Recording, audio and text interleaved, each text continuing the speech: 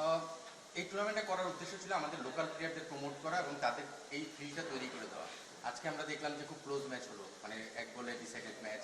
গতকালকে আমরা দেখলাম বেশ বড় একটা রান চেস হলো। এরকমভাবে যদি এগোতে থাকে আমাদের প্লেয়ারদের এক্সপিরিয়েন্সটা ডোমেস্টিকের মাধ্যমেই হয়ে যাবে, যেটা বিপিএলও আমাদের ডোমেস্টিক, বাট ওটাকে ইন্টারন্যাশনাল একটা ফ্লেভারে আমরা চিন্তা করি। সো এখান থেকে যখন এই ধরনের ম্যাচগুলো তারা খেলে এক্সপিরিয়েন্স করবে, সেটা অবশ্যই তাদের ফিউচারে কাজে লাগবে। ফর এক্সাম্পল, আজকে যদি আমি ম্যাচটা দেখি, মঈন যেভাবে ব্যাট করছিল, হয়তো স্ট্রাইকে থাকলে ও ম্যাচটা খুব সহজেই শেষ করতে পারতো, বাট ও যে স্ট্রাইকটা চেঞ্জ করলো, এটা যে একটা ভুল করেছে আজকের এই ম্যাচ থেকে সেখানে আমি শিওর যে এই ধরনের ম্যাচ, এই ধরনের প্লেয়ার যত খেলবে সেই এক্সপিরিয়েন্সটা তাদের কাজে লাগবে। তো এখন পর্যন্ত আমরা যে কটা ম্যাচ দেখলাম, আমার কাছে মনে হয় যে যেভাবে এগোচ্ছে, এটা আমাদের যে প্রত্যাশা ছিল যে প্লেয়াররা যে এক্সপিরিয়েন্সটা গেদার করবে, সেদিকে খুব ভালো মতো এগোচ্ছে। প্রথম দিনে দেখলাম যে ইয়াং ক্রিকেটার বেশ কজন, জিসান, আরিফুল, হাবিবুর রহমান, সোহান, ইভেন জুনিয়র ক্যাপ্টেন যে তামিম, সবাই 50 করেছে বা ভালো ব্যাটিং করেছে। আজকে দেখলাম যে সিনিয়র তামিম, ওভারঅল আসলে সিনিয়র তামিমের ব্যাটিং কেমন লাগলো, এবং জুনিয়ররাও আসলে তালে তাল মেলাচ্ছে, সিনিয়ররাও পারফর্ম করছে, সব কিছু মিলে টুর্নামেন্টটা কতটা হাইকে উঠলো আসলে। একটা জিনিস এখানে আমি শেয়ার করতে পারি, আমাদের ইয়াং যারা খেলছে তাদের কিন্তু এই টুর্নামেন্টের মাধ্যমে সারা বাংলাদেশের প্রতিটা মানুষ দেখছে। বাট আপনি যদি দেখেন বাংলাদেশের ক্রিকেট কালচারটা এখন, তারা কিন্তু এই ধরনের টুর্নামেন্ট খেলে। কোথায় খেলে? তারা যখন একাডেমিতে ট্রেনিং করে বা বিভিন্ন জায়গায় টুর্নামেন্ট খেলে, আপনি দেখবেন তারা কিন্তু টি-20 ম্যাচ প্রচুর খেলে, কিন্তু এই ধরনের এনভায়রনমেন্টে খেলে না। সো টি-20 তাদের খেলার এক্সপিরিয়েন্সটা রয়েছে, যদিও ওটা ডিফারেন্ট চ্যালেঞ্জ থাকে, বাট এখানে তাদের একটু বড় আসরে খেলছে, এরপরে বিপিএল এর আসরে খেলবে, তারপরে ইন্টারন্যাশনাল খেলবে। সেই জায়গা থেকে আমাদের ইয়াং প্লেয়াররা যেভাবে পারফর্ম করছে গত দুদিন যাবত, আমি বলবো যে তাদের জন্য খুব ভালো একটা এক্সপিরিয়েন্স। কারণ আমরা কিন্তু একটা পালাবদলের সময় চলছে, সেখানে আসলে এই প্লেয়াররা যখন এভাবে পারফর্ম করবে, আমাদের সিলেকশন পয়েন্টের ভিতরে কিন্তু একটা দৃষ্টিভঙ্গি তৈরি হবে, তাদের প্রতি আলাদা একটা নজর আসবে। তো সেই কাজটা তারা করে যাচ্ছে। Still long way to go, but আমার মনে হয় যে এটা তাদের জন্য খুব ভালো একটা প্ল্যাটফর্ম নিজেকে প্রমাণ করার। পাশাপাশি সিনিয়র তামিমের কথা বললাম আমরা, সিনিয়র তামিমের বিষয়টা হচ্ছে তার ব্যাটিংটা আমি পুরোটা অবজার্ভ করেছি, আমি মাঠে ছিলাম। তার ব্যাটিং দেখে যে শেখা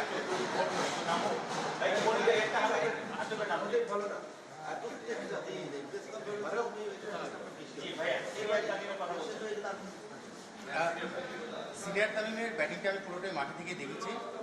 প্রায় 200 স্ট্রাইকে ব্যাট করেছে। সিনিয়র প্লেয়াররা কীভাবে ইনিংসটাকে বিল্ড করে, এটা কীভাবে সেটাকে ফিনিশ করতে হয়, সেই জিনিসটা আজকে তামিমের ব্যাটিং আমরা দেখছি। এখান থেকেও কিন্তু আমাদের জুনিয়রদের কাছ থেকে দেখার এবং মাঠে থেকে তার ব্যাটিংটা অবজার্ভ করার একটা এক্সপিরিয়েন্স গ্যাদার করার সুযোগ আছে। সো আমার মনে হয় যে ব্যাটিং সবসময় টি-20 ক্রিকেট আমরা মনে করি পাওয়ার হিটিং, পাওয়ার হিটিং অবশ্যই দরকার, তার সঙ্গে কীভাবে ব্যালেন্স ঠিক রেখে, শেপ ঠিক রেখে শর্টস খেলা যায়, তামিমের ডাউন উইকেট শটগুলো দেখলেই বোঝা যায়। সো আমার মনে হয় যে তামিমের কাছ থেকে যে শেখার যে বিষয়টা, আমরা সবসময় বলি যে সিনিয়র প্লেয়ারদের কাছ থেকে শেখার যে বিষয়টা, সেখানে কিন্তু আজকে তামিমের সেই ব্যাটিংটা আমরা দেখছি। ইভেন আমরা দেখলাম নাইম হাসান যখন ওই টিম, প্রতিপক্ষ টিম ভালো শেপে ছিল, Naim Hasan back to back wicket পাওয়ার আগের পরে তামিম নিজে গিয়ে নাইম হাসানকে কিছু একটা বলেছে। এরপর কিন্তু ইনফর্ম যে ভালো ব্যাটিং করছে তাকে আউট করলো, Naim Hasan back to back wicket. এই যে অভিজ্ঞতা শেয়ার করা, ইনপুট দেয়, এই বিষয়গুলো তো জুনিয়রদের জন্য আসলে অনেক বেশি। অবশ্যই আমরা আসলে তামিমকে জানি কিন্তু আমাদের সাকসেসফুল ক্যাপ্টেনের মধ্যে একজন। সেই তামিম যখন মাঠে থাকছে, ক্যাপ্টেন্সি হয়তো করছে না, বাট গতকালকে আমরা আমাদের মেইন মাঠে খেলায় দেখেছি তামিম কিন্তু একটা সময় রাব্বিকে বলছিল, সে ফাইনাল লিগে ফিল্ডিংয়ে ছিল, ডিপ মিড উইকেট নিচ্ছিল ইয়াসির রাব্বি, ডিপ মিড উইকেট না নিয়ে সেই ফিল্ডারটাকে উপরে এনে তামিম ফাইনাল লিগ পিছনে চলে গেল এবং ওই বলেই ব্যাটসম্যান আউট হলো। এই যে এক্সপিরিয়েন্সটা এবং ব্যাটসম্যান লিড করে যে কী করা উচিত, এই এক্সপিরিয়েন্সগুলো কিন্তু ক্যাপ্টেন এবং প্লেয়ার, স্পেশালি বলাররা শিখছে যে এই সিচুয়েশনে আমার এটা করা উচিত। তামিম থাকাতে এই গাইডলাইনটা তারা পাচ্ছে, আজকে আমরা দেখলাম। সো আমার মনে হয় যে দুটো ম্যাচে আমরা তামিমকে দেখলাম কতটা ইনভলভ থেকে প্লেয়ারদেরকে গাইড করছে, সেটা বলার হতে পারে, সেটা ক্যাপ্টেন হতে পারে। সো এটা আমরা প্রত্যাশা করি যে আমাদের সিনিয়র প্লেয়াররা যত বেশি খেলবে, আমি জানি যে মুশফিক খেলবে, শান্ত খেলা শুরু করবে, বাকি সিনিয়র কিছু প্লেয়াররাও খেলবে আপকামিং ম্যাচগুলোতে, তাইজুল রয়েছে, তামিম তাইজুল। সো এই প্লেয়াররা যখন আসবে, আমি শিওর যে ইয়াংরা তাদের থেকে অনেক কিছু শিখবে। আপনাদের জন্য চ্যালেঞ্জ বেড়ে যাবে, ভালো পারফর্মার বাড়লে আপনাদের জন্য টিম গঠন করা কঠিন হয়ে যাবে। না, এটা আসলে আমাদের দেশি প্লেয়ারদের খেলা। এটা আমরা চিন্তা করি আসলে একটা প্ল্যাটফর্ম যেখানে অনেক নতুন প্লেয়ার নিজেদের পরিচয় করাবে আমাদের এই টুর্নামেন্টের মাধ্যমে। সেই কাজটাই তারা করছে। সঙ্গে যেটা যোগ হচ্ছে তাদের এই এখানে খেলার যে প্রিপারেশনটা, সেটা কিন্তু বিপিএলে কাজে লাগাবে। সো এটার সঙ্গে কিন্তু বিপিএল খুব কাছাকাছি এবং রিলেটেড। সো সেই জায়গা থেকে অবশ্যই সিলেকশন বিষয়টা তো সবসময় আমরা চাই যে যতটা কঠিন হবে আমাদের জন্য, আমরা সেটাই চাই আমাদের দেশ এগিয়ে যাবে। সেই জায়গা থেকে আমরা এই কঠিন চ্যালেঞ্জটা সবসময় ফেস করতে চাই। আশা করছি যে এটা কন্টিনিউ বেসিস থাকবে। একটা জিনিস সেটা হচ্ছে, গতকাল তো আমরা দেখেছি যে লাস্ট ম্যাচটা এই বিষয়গুলো আপনাদেরকে আসলে ভাবাচ্ছে কিনা? একটা ভেনুতে আপনারা খেলছেন, সেখানে শেষ পর্যন্ত একটা ম্যাচে ডিওল ম্যাচের হচ্ছে, তো আপনারা এইগুলো নিয়ে আলোচনা করছেন কিনা? যেহেতু আজকেও কিন্তু একই গ্রাউন্ডে কুয়াশার কারণে এক ঘন্টা দেরিতে খেলা হয়েছে এবং সেখানেও প্রভাব কাজ করেছে, যেখানে আসলে ম্যাচ প্র্যাকটিসটাই হচ্ছে আসল। খুব ভালো কোশ্চেন। কালকে আমি দেখেছি আমাদের কিছু প্লেয়াররা এটা নিয়ে একটু অবজারভেশন দিয়েছে, জানিয়েছে, আসলে সেটা কমপ্লেনও বলতে পারেন, অবজারভেশন বলতে পারেন। এটা ভালো একটা কোশ্চেন। এই জন্য বলবো, আমি এটা নিয়ে চিন্তা করেছি। কালকে আমরা ম্যাচের এক ম্যাচের মাঝখানে আরেক ম্যাচ নিয়ে মাঝখানে যখন কথা বলছিলাম, আমি নান্নু ভাই রাজ্জাক ছিলাম, পরে আমাদের এনামুল মনিভাইকে আমরা ডেকে এটা নিয়ে আলোচনা করেছি। আপনারা হয়তো জানেন যে এই ম্যাচগুলোতে এখন কিন্তু টস আগে হয়ে যাচ্ছে, মানে খেলা চলাকালীন সময় সেকেন্ড ম্যাচে টস হচ্ছে। এই ধরনের কিছু প্ল্যানিং আমরা করেছি। আপনারা হয়তো জানেন যে আমাদের যেটা আউটার গ্রাউন্ড সেখানে কিন্তু কোনো ড্রিঙ্কসের ব্যবস্থাও নেই। সো এরকমভাবে কিছু কিছু বিষয় আমরা কারেকশন করার চেষ্টা করছি। তারপর আমি বলবো, আপনি আমাদের এমন একটা সময় খেলা হচ্ছে যখন ওয়েদার কন্ট্রোলের কারোই নেই। আপনি জানেন কুয়াশার উপর তো আমাদের কন্ট্রোল নেই। মাঠ যদি কুয়াশার কারণে ভারী হয় সেটা আসলে খুব বেশি কন্ট্রোলেবল না। তবে এখান থেকে আমি একটা পজিটিভ খুঁজে পেয়েছি। আপনি ডিএল ম্যাথডে কিন্তু ইন্টারন্যাশনাল ম্যাচও খেলতে হতে পারে, বৃষ্টির মধ্যেও খেলতে হতে পারে। সো পজিটিভ যদি আপনি খোঁজেন, প্রতিটা জায়গা থেকে আপনি পজিটিভ খুঁজে পাবেন। আমার মনে হয় এটা তাদের জন্য একটা প্রিপারেশন, যে ডিএল পজিশনে যদি ম্যাচ চলে আসে সেখান থেকে কীভাবে ম্যাচটাকে বের করতে হবে। ওয়েদার যদি ডার্ক হয়ে যায় তখন সেটাকে কীভাবে অ্যাডজাস্ট করতে হবে। সো আপনি পজিটিভ করলে আমি শিওর যে প্লেয়াররা সেখান থেকে অনেকগুলো পজিটিভ খুঁজে পাবে, এবং আমি সেটাকে সেইভাবে চিন্তা করতে যাচ্ছি। যেহেতু ওয়েদার বা এই গ্রাউন্ডের ফ্যাসিলিটিস বা এই জায়গাগুলোতে আমাদের কন্ট্রোলে নেই, সেই জায়গা থেকে পজিটিভটা খুঁজে যদি চিন্তা করি, আমি শিওর যে প্লেয়াররা সেটা থেকে বেনিফিট হবে।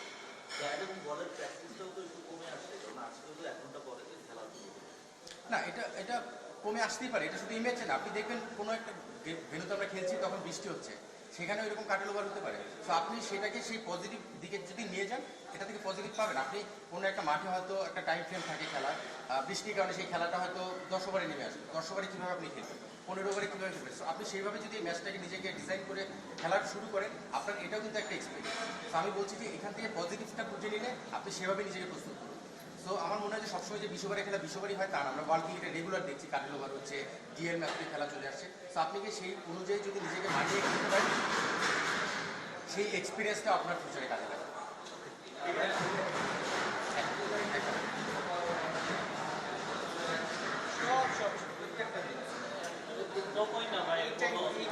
এটা আসলে কিছু করার নেই, যারা জানে না। হ্যাঁ,